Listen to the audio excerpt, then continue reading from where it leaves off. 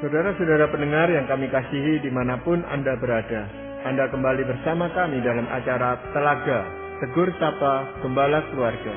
Saya Gunawan Santoso dari Lembaga Bina Keluarga Kristen akan berbincang-bincang dengan Bapak Pendeta Dr. Paul Gunadi.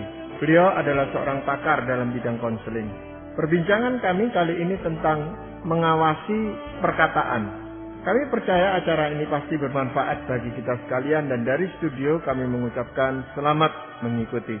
Banyak orang yang memang setuju Pak Paul bahwa kata-kata kita itu sulit kita kendalikan. Kadang-kadang orang berkata ya kelepasan ngomong atau apa. Tapi banyak kali itu kata-kata itu menimbulkan sakit hati orang lain atau pertengkaran bahkan. Nah ini bagaimana kita bisa mengawasi itu? Walaupun itu merupakan bagian dari diri kita sendiri, Bapak. Mungkin lebih banyak masalah timbul akibat perkataan, Pak Gunawan, ketimbang perbuatan ya. Jadi ya firman Tuhan sendiri pun sudah mengatakannya di kitab Yakobus ya, bahwa walau kecil lidah itu berpotensi untuk membakar hutan yang besar ya. Jadi itu sebabnya ya pentinglah bagi kita menguasai perkataan yang keluar dari mulut. Nah jadi hari ini ya kita akan membahas beberapa prinsip yang dapat membantu kita untuk mengendalikan perkataan. Ada beberapa yang bisa kita angkat. Yang pertama adalah kita harus senantiasa mengingat bahwa fungsi utama perkataan adalah sebagai sarana untuk berkomunikasi. Jadi kita mesti menggunakan perkataan untuk menyampaikan berita kepada pihak yang lainnya. Nah itu sebab pertama-tama kita harus memikirkan tujuan perkataan yang ingin disampaikan. Saya enggak mengatakan bahwa kita hanya boleh mengeluarkan perkataan yang bermakna dalam atau yang bersifat serius. Nah, saya pun juga tidak mengatakan bahwa kita hanya boleh mengatakan hal-hal yang enak didengar. Tidak ya, kadang kita kan perlu bercanda untuk meringankan suasana dan kadang kita mesti mengatakan hal-hal yang tidak enak didengar. Saya hanya mengatakan bahwa apapun itu yang hendak kita katakan, terlebih dahulu kita harus memikirkannya secara saksama. Ingat, masalah mudah timbul bila kita tidak lagi memikirkan arah atau tujuan perkataan. Nah, singkat kata, mengendalikan perkataan dimulai dengan mengendalikan pemikiran. Dalam hal ini, tujuan kita mengatakan sesuatu. Nah memang di sini biasanya kita tidak sempat memikirkan tujuannya Pak Paul. Secara spontan aja kita berbicara. Karena mungkin itu seringkali ada orang yang setelah berkata-kata, lalu ditanggapi, lalu dia mengatakan, maksud saya tidak seperti itu. Ini kan masalah tujuan. Ini kan tentang tujuan, Pak Paul. Iya. Jadi memang, bagaimana tadi saya katakan, kita mesti selalu menyadari bahwa fungsi utama perkataan adalah sebagai sarana untuk berkomunikasi. Jadi, kita itu menggunakan perkataan menyampaikan sesuatu kepada pihak yang lainnya. Kita bisa berkata, saya nggak bermaksud demikian atau apa. Namun, begitu keluar dari mulut, itu akan tersampaikan kepada pihak yang satunya. Maka, satu hal yang mesti kita selalu camkan adalah, kita mesti menjaganya, berhati-hati. Dan itu dimulai dengan mengendalikan pemikiran kita sendiri. Sehingga apapun yang keluar dari mulut kita, itu terkendali. Kita sadari apa tujuannya. Nah, masalah benar-benar bertebaran ya kalau kita tuh tidak memikirkan apa yang hendak kita katakan, tapi kita langsung saja katakan. Nah, akibatnya perkataan-perkataan itu keluar dan tersampaikan kepada pihak yang satunya. Kita nggak bisa berkata, oh saya nggak berniat begitu atau apa. Nggak bisa.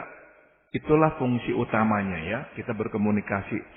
Jadi menyampaikan berita. Langsung keluar, langsung sampai. Nah, jadi hati-hatilah karena ujung-ujungnya itu akan ditangkap oleh orang. Nah disitulah masalahnya Pak Paul. Kadang-kadang kita tuh tidak sempat berpikir sebelum perkataan itu keluar. Jadi tujuan utamanya mungkin hanya untuk mengalahkan lawan bicara kita. Ya. Dan itu spontan terus keluarnya. Ya, kadang-kadang ya sepertinya ya kita itu tuh seperti main pingpong ya. Bola itu udah langsung kita pukul, kita nggak lagi memikirkan ya untuk apa dan sebagainya. Maka ya latihlah dalam hal-hal yang kecil. Sebelum mengeluarkan perkataan, pikirkan dulu baik-baik, baru kita sampaikan. Nah sekali lagi saya nggak berkata, waduh kita jadi orang nih serius benar gini ya, nggak pernah bisa bercanda. Bahkan dalam bercanda pun kita mesti memikirkan apa yang ingin kita katakan itu, tapi tetap boleh bercanda. Jadi sekali lagi saya bukannya berkata kita tidak boleh bercanda, tidak, tetap boleh bercanda. Namun kita mesti memikirkan apa yang ingin kita katakan dalam bercanda itu. Apakah nanti efeknya akan seperti yang kita bayangkan. Jadi orang yang sama sekali nggak memikirkan tujuannya, efeknya dari perkataannya, itu adalah orang yang akan tabrak sini tabrak sana Pak Gunawan. Akhirnya disalah mengerti, akhirnya orang akan beranggapan yang enggak tentang dirinya, ngomongnya sembarangan, masalah akhirnya sangat-sangat banyak. Memang yang sering kali terjadi kan seperti itu Pak Bob. Kita ngomong dulu baru pikir. Ya. Jadi setelah ngomong lalu, oh ya kok akibatnya seperti itu gitu ya. Kita baru analisa dan kita sesali, tapi itu sudah terlambat sekali gitu loh Pak. Ya.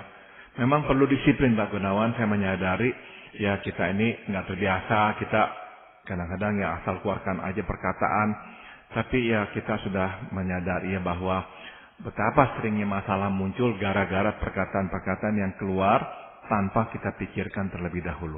Nah, seringkali yang dijadikan alasan, saya itu cuma bergurau kok tadi itu, tidak sungguh-sungguh kok gitu loh. Ya. Itu setelah kita melihat reaksi dari lawan bicara kita yang tidak senang dengan perkataan kita, Pak. Ya, ya memang kita kan nggak sempurna, kita nggak selalu bisa memastikan efek perkataan kita pada orang lain. Itu betul. Kadang-kadang benar-benar ya kita udah pikirkan baik-baik, kita anggap ini nggak akan berakibat seperti itu. Namun, kok berakibat seperti itu? Orang tersebut salah mengerti, marah atau apa? Nah, kadang-kadang itu terjadi. Ya, kita nggak bisa hindari ya, semua itu harus seperti yang kita anggap baik, enggak ya. Tapi seenggak-enggaknya ya mulailah dengan mengendalikan pikiran kita. Kita sungguh-sungguh sadar apa yang ingin kita katakan, sehingga waktu tersampaikan seperti yang kita harapkan. Mungkin itu juga yang firman Tuhan katakan, hendaklah kita itu lambat di dalam berkata-kata itu Pak Pol ya. Dipikir dulu baru ngomong gitu. Betul, betul. Jadi ya sekali lagi saya ingatkan, ini tujuan utama perkataan atau fungsi utama perkataan adalah sebagai sarana untuk berkomunikasi. Jadi apapun yang keluar dari mulut kita itu akan disampaikan atau akan diberitakan kepada pihak yang satunya. Ya, hal lain yang perlu diperhatikan apa Pak Pol dalam berkata-kata ini? Pilihlah perkataan yang tepat. Ini hal yang kedua ya. Terutama bila ini menyangkut kelemahan atau masalah yang tengah dihadapi lawan bicara. Memilih kata yang tepat tidak berarti kita hanya boleh menggunakan kata yang manis. Enggak ya. Ada kalanya kita mesti menyampaikan teguran yang keras, dan teguran keras memerlukan kata yang keras pula. Namun sedapatnya jika tidak diperlukan, janganlah menggunakan perkataan yang keras. Terutama sewaktu ingin menunjukkan kelemahan atau masalah yang tengah dihadapi lawan bicara. Gunakanlah kata yang halus dan lebih ringan daripada kondisi yang sebenarnya. Kita mesti menyadari bahwa tatkala membicarakan kelemahan atau masalah, pada umumnya orang merasa malu ya. Jadi penggunaan kata yang kurang tepat dapat membuatnya tambah terpojok. Jadi ini prinsip yang bisa saya bagikan sebagai contoh. Misalnya dia ini nih memang mempunyai kelemahan, yaitu cepat sekali tersinggung. Nah, kita ini mau ya bicara tentang kelemahannya yang cepat tersinggung itu. Nah, kita sebaiknya ya nggak langsung mengatakan hal itu kepada dia bahwa kamu itu kok cepat tersinggung. Nah, kita mungkin harus menurunkan kadar perkataan kita. Daripada kita berkata cepat tersinggung, kita mungkin berkata, aduh saya kok kadang-kadang ini merasa agak sulit bicara dengan kamu, saya mesti hati-hati sekali sebab saya tidak mau membuat kamu susah hati.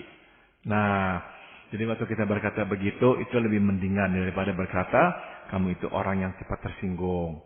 Jadi, kalau kita mau membicarakan masalah atau kelemahan yang memang dihadapi oleh pihak lawan bicara kita, sedapatnya kita memilih kata yang tepat. Memilih kata yang tepat itu aja bisa kita lakukan kalau kita sering menggunakan perkataan gitu Pak Bro. Kadang-kadang kita kesulitan mencari kata-kata yang tepat itu. Tapi makin sering kita menggunakan perkataan, nah makin kita itu terampil gitu Pak Bro. Ya, kalau kita memang nggak yakin, nggak apa-apa kita hanya berkata begini ya, aduh saya itu tuh nggak tahu apa ya kata yang harus saya gunakan ya. Jadi kalau kata-kata ini nggak pas, mohon maaf ya. Nah, terus kemudian kita katakan apa yang ingin kita sampaikan itu. Dengan cara itu pihak lawan kita akan tahu bahwa kita itu benar-benar berusaha menggunakan kata yang tepat, tapi memang masih belum menemukannya. Jadi ya nggak apa-apa ya untuk mengakui bahwa kita itu nggak tahu kata yang tepatnya apa. Tapi menggunakan perkataan ini pun kita harus paham dengan lawan bicara kita, Pak Pol. Ada beberapa orang itu yang kalau tidak kita berkata-kata dengan langsung tegas gitu, dia tidak nangkap gitu. Seolah-olah lalu reaksinya dia mengatakan kamu itu ngomong kok muter-muter. Terus terang aja ngomong gitu. Bahkan itu terhadap anak-anak kita. Ada anak yang memang cepat mengerti kalau kita katakan bahkan dengan perkataan-perkataan sindiran gitu aja mengerti. Tapi ada juga yang sulit sekali menangkap itu. Iya, penting sekali ya memang kita mengenal kondisi lawan bicara kita itu ya. Dan juga ini nggak bisa nggak ya berkaitan dengan seberapa seringnya kita sudah menyampaikan teguran itu kepada dia. Kalau memang sudah cukup sering dan orang itu tetap melakukan hal yang sama, nah otomatis kita harus menggunakan kata yang lebih kuat lagi atau yang lebih keras lagi supaya bisa diperhatikan oleh dia. Jadi sekali lagi menggunakan kata yang tepat tidak berarti hanya menggunakan kata-kata yang enak didengar. Enggak ya. Kadang mesti kita gunakan kata yang memang agak tajam. Tapi sebagai prinsip yang ingin saya tekankan adalah kalau kita tahu kita ingin menyampaikan sesuatu yang menjadi masalah orang tersebut, gunakanlah kata yang tepat dan kalau bisa kurangi bobotnya sedikit. Bagi contoh yang lain lagi ya, saya pikir misalnya seseorang sedang menghadapi masalah dengan anaknya. Misalnya anaknya itu tuh nggak mau sekolah lah, maunya di rumah aja, maunya main aja. Nah, kita kan bisa bayangkan dia sebagai orang tua pasti ya capek ya ngurus anak, kok nggak mau sekolah, nggak mau dengar kata-kata orang tua. Nah, daripada kita bilang, iya ya anak kamu itu memang keterlaluan, dia memang malas, nggak bertanggung jawab. Nah, meskipun itulah kenyataannya, tapi karena itu anaknya, tetap kata-kata itu tuh bisa memang menyakiti hatinya. Jadi kita bisa berkata kepada dia bahwa, aduh, saya bisa bayangkan, kadang-kadang bisa capek juga ya, kalau ngomong sama anak, kok dia nggak mau dengerin. Nah, itu aja udah cukup. Daripada kita menggunakan kata-kata yang lebih keras lagi, anakmu memang malas, nggak bertanggung jawab, dan sebagainya. Ya, penggunaan kata yang tepat ini sangat dipengaruhi oleh suasana hati kita memang Pak Pol. Ketika kita cenderung marah-marah atau ketika kita bosan itu biasanya kata-kata yang keluar itu kurang sedap didengar gitu Pak Pol. Iya. Tetapi kalau kita tenang dan memang berniat baik dan sebagainya gitu, kita masih bisa mendapatkan kata-kata yang tepat itu Pak Pol. Ya, memang perlu disiplin Pak Gunawan. Kita kembali lagi pada prinsip yang pertama tadi, yaitu pikirkan baik-baik dah apa yang ingin kita katakan sebelum kita mengatakannya. Ya, hal yang lain apa Pak Pol? Yang ketiga adalah sedapatnya berkatalah secara langsung. Terutama bila kita harus mengatakan sesuatu yang serius dan berpotensi menimbulkan kesalahpahaman. Penggunaan media ya seperti telepon atau surat atau email tidak bisa tidak mempunyai potensi kesalahpahaman. Tanpa nada suara dan tanpa ekspresi wajah, komunikasi mudah sekali disalah tafsir.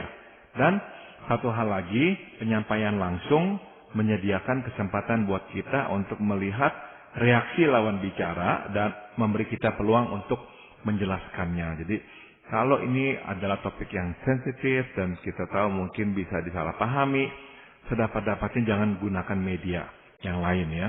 Bicaralah secara langsung, muka dengan muka.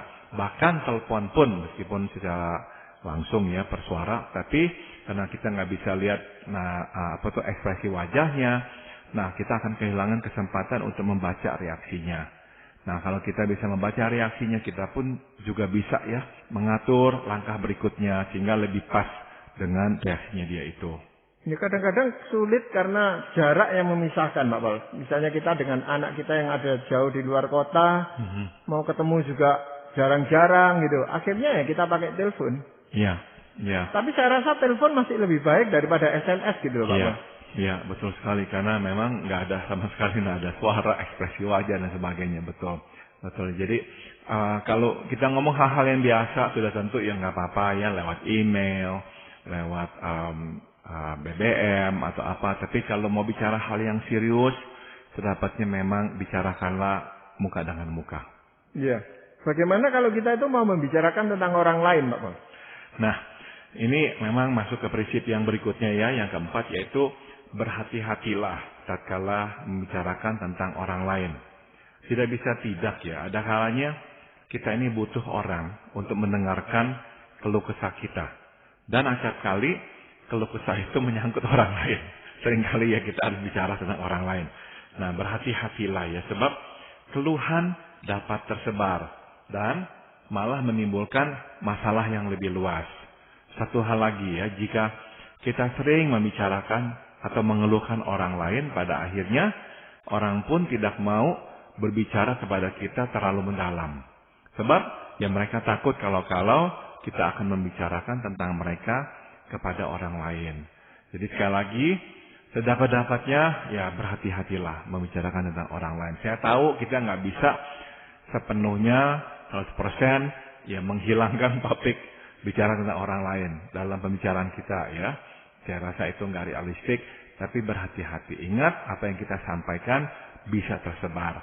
Jadi benar-benar pilihlah apa yang ingin kita sampaikan sewaktu membicarakan tentang orang lain.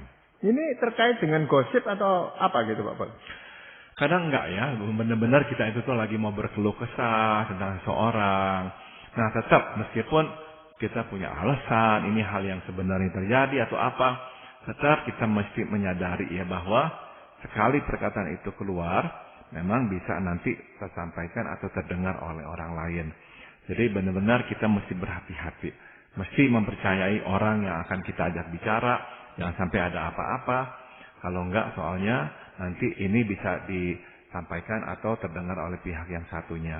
Tapi memang biasanya membicarakan orang lain ini merupakan topik yang hangat atau yang membuat kita lebih bergairah di dalam berbicara gitu Pak Paul. Ya. Tapi ya kita juga mesti ingat bahwa kalau kita sering-sering membicarakan tentang orang, nanti teman-teman kita pun takut loh bicara sama kita. Sebab mereka waktu mau bicara hal yang pribadi dengan kita, dia akan berpikir, aduh ilah, ini kok dia ini terus ngomongin orang.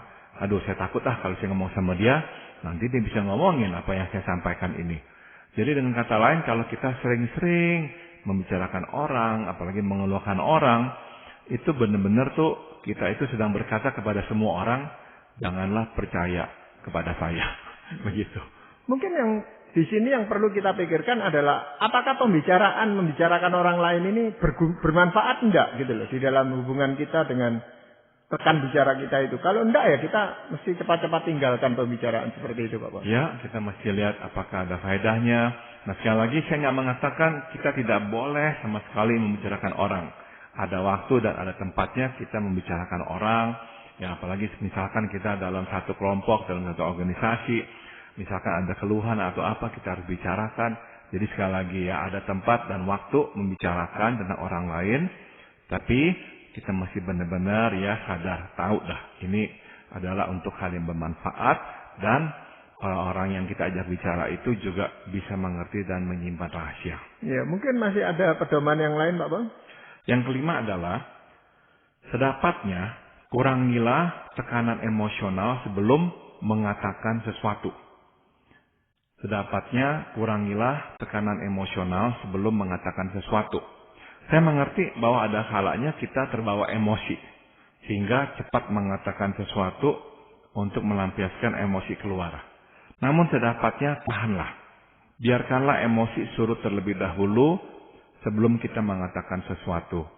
Sedapatnya jangan gunakan pembicaraan sebagai ajang pelampiasan emosi.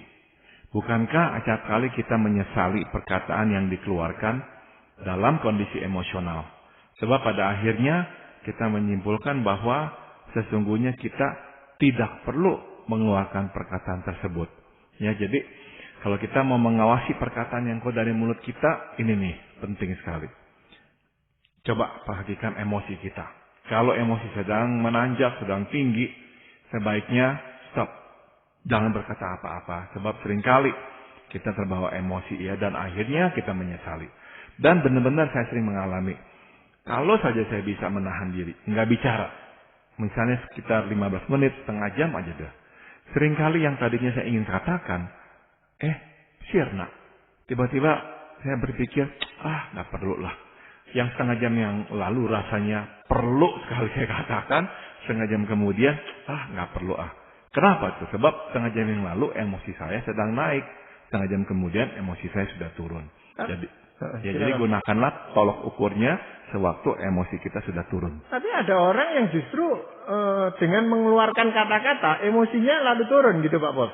Betul, emosinya turun, tapi perkataan-perkataannya itu tuh sudah berterbangan kemana-mana dan bisa menimbulkan masalah lain yang lebih besar.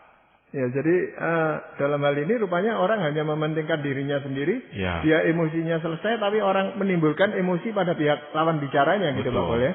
Betul sekali, dan bisa saja menciptakan masalah-masalah baru.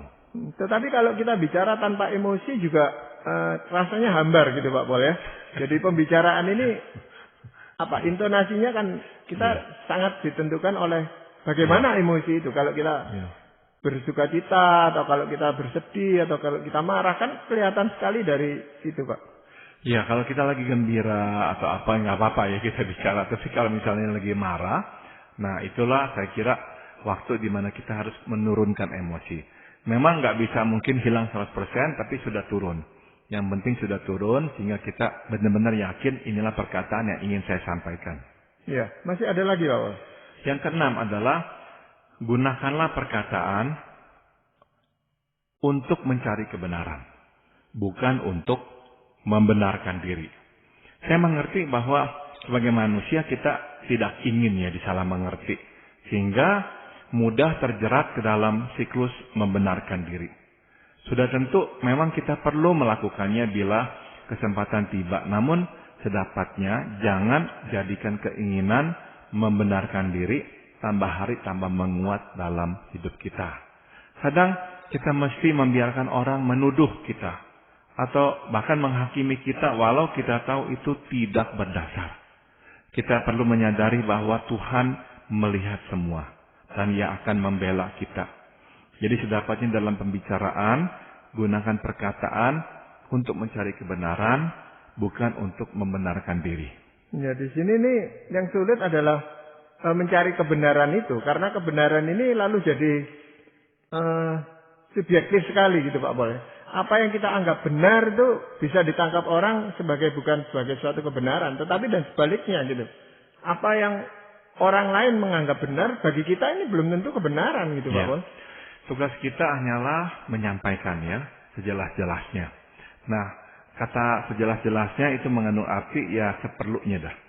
Kadang-kadang kita itu tuh rasanya merasa ini belum cukup nih. Kita mau lagi jelaskan karena sebetulnya yang terkandung adalah keinginan membenarkan diri bahwa saya nggak salah. Dan saya mau membuktikan saya nggak salah. Nah, akhirnya saya simpulkan kadang-kadang tindakan yang lebih bijaksana adalah mengalah dan berkata, ya udah nggak apa-apa. Saya sudah katakan seperlunya. Kalau masih tetap nggak dimengerti atau saya tetap dituduh atau apa, ya udah biarkanlah. Sebab kenapa kita mau percaya ada Tuhan dan Dia akan membela kita. Dia yang akan nanti menyatakan kebenaran itu. Kadang-kadang memang pihak sana nggak akan siap untuk bisa mendengarkan kita saat ini. Jadi daripada kita terus bicara, mencoba menjelaskan supaya dia tahu kita nggak salah lah, bahwa kita dipegangnya pihak yang benar lah.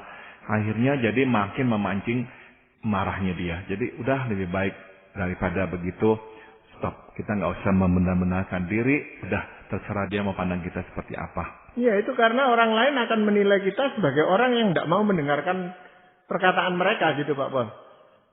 Lalu kita mengambil sikap, ya sudah terserah aja gitu. Nah, ini menimbulkan sikap seperti itu. Maka awal tetap saya minta kita ini karena dalam spirit mencari kebenaran, kita menjelaskan.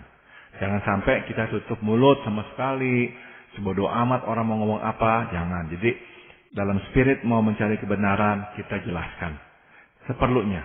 Nah, yang saya mau memang tadi garis bawahi adalah rasanya tuh ada kebutuhan dalam diri kita untuk menjelaskan sejelas-jelasnya supaya dia benar-benar tahu saya nggak begini, saya nggak salah atau dan sebagainya.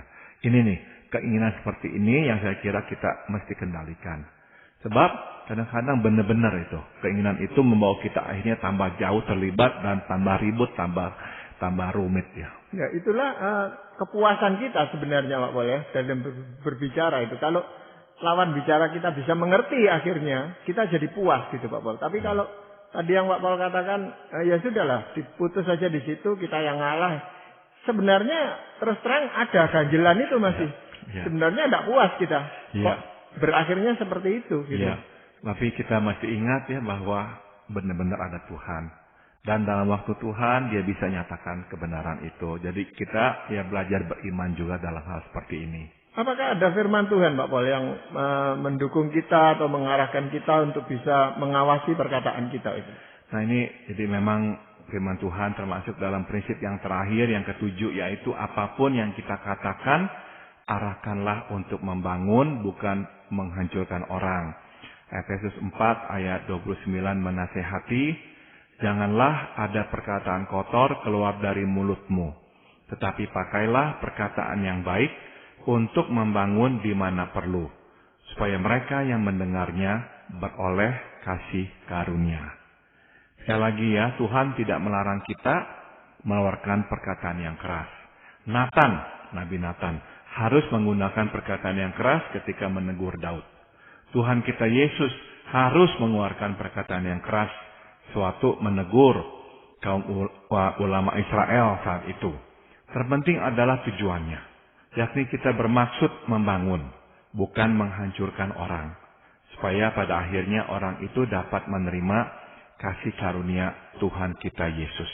Ya memang berkata-kata itu ternyata tidak mudah Pak Pol ya. Banyak hal yang harus kita perhatikan. Dan kita harus terus-menerus belajar dari kebenaran firman Tuhan. Bagaimana menggunakan kata-kata. Supaya kata-kata kita itu bisa menjadi berkat bagi orang lain. Terima kasih Pak Pol untuk perbincangan ini. Dan para pendengar sekalian, terima kasih Anda telah mengikuti perbincangan kami dengan Bapak Pendeta Dr. Paul Gunadi dalam acara Telaga. Tegur Sapa Gembala Keluarga. Kami baru saja berbincang-bincang tentang mengawasi perkataan. Bagi Anda yang berminat untuk mengetahui lebih lanjut mengenai acara ini, silakan menghubungi kami lewat surat. Alamatkan surat Anda ke Lembaga Bina Keluarga Kristen atau LBKK, Jalan Cimanuk 56, Malang. Kami juga mengundang Anda mengunjungi situs kami di www.telaga.org. Saran-saran, pertanyaan, serta tanggapan Anda sangat kami nantikan. Akhirnya dari studio kami mengucapkan terima kasih atas perhatian Anda dan sampai jumpa pada acara Telaga yang akan datang.